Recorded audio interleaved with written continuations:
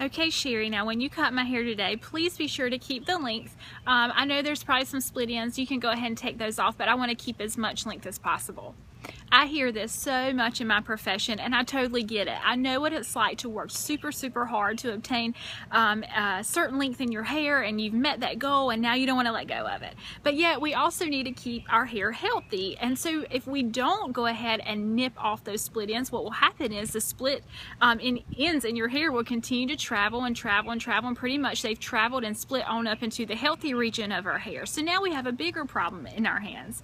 So what it all boils down to is that if we don't go ahead and nip these things in the butt, it's going to cause a huge problem. Look, Jesus does that for us. He talks about it in John 15:1-11. I will copy the whole link in the bottom so that you can read it and study it on your own time, because it's a lot of meat in this word, and I want you to take time to read it. But he talks about it. He says, hey, I'm the true vine and you are the branches, and sometimes there are there's nastiness, and there's things that I need to prune away and cut away so that in the end that you do bear good fruit in your life. So yes, it stinks to have things cut away that you've worked super hard to obtain.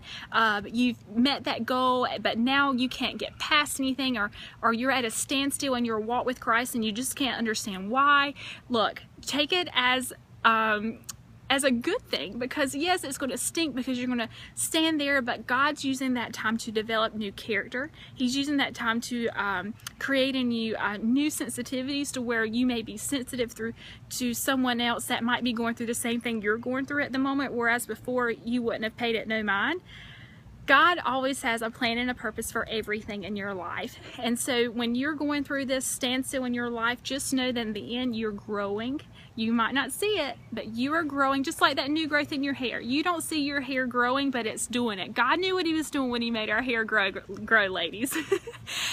So what happens is, in the end, we have this beautiful fruit. And God says that if you abide in me and I abide in you, and if you abide in me, the true vine, you will produce fruit if you just let me take care of you. Promise.